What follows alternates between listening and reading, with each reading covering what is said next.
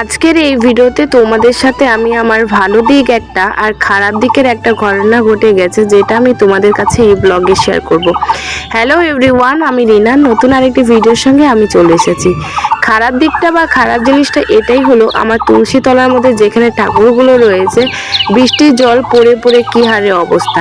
এটা দেখে আমার ভীষণই কষ্ট লাগছে যে ঠাকুরগুলো এভাবে জলের মধ্যে ডুবে রয়েছে।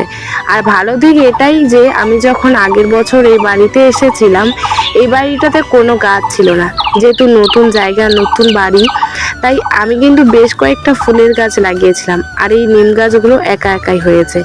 আর সেই একটা ফুলের গাছ থেকে এই এক বছর যে আমি ফুল পাবো সেটা আমার ধারণার বাইরে ছিল। এত ভালো লাগছিল সকালবেলা ঘুম থেকে উঠেই যে আমার হাজারো কষ্টের মাঝে আমার এই মনটা ভীষণ খুশি হয়েছিল। কবে ব্লগটা করেছি সেটা আমি জানি না, তবে দিনটা আমি ভুলেই গেছি, যেহেতু এডিট করতে আমার অনেকটাই দেরি হয়ে গেছে আর মন মানসিক একদম ভালো নেই, সেই কারণের জন্য আমি এডিট করতে পারছি না। এদিকে শুভরও শরীর ভালো নেই।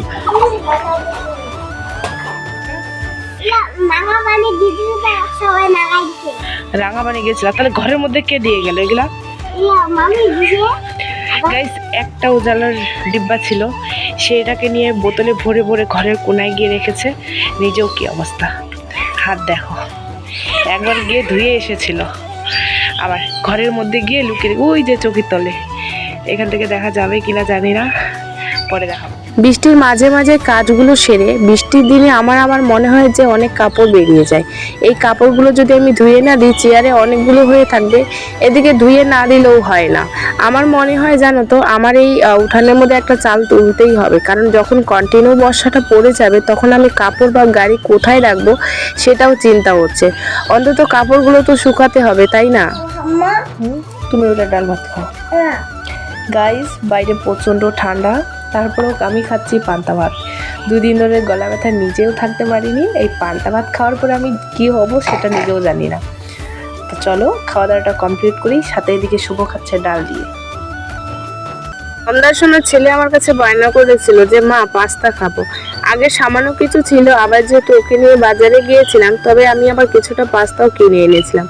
ভাবলাম যেহেতু সন্ধ্যা টিফিন করবো, ছেলে আর দুজনের জন্য করি। করতে করতে এদিকে প্রায় গ্যাসটাও শেষ হয়ে গেছে।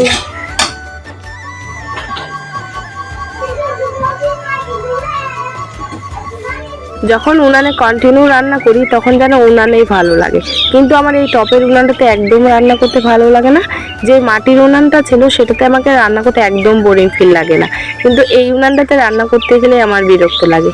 তো যাকে আমার কাজ তো আমাকে করতেই হবে, এদিকে রাতের খাবারটা রেডি করতে হবে। ওদিকে শুভকে বলেছি বাবা তুমি একা একা পড়তে থাকো, আমি এদিকে রান্নাটা কমপ্লিট করি। তো চলো আজকের মতন এখানে বিদায় নিই, নতুন আরেকটি ভিডিও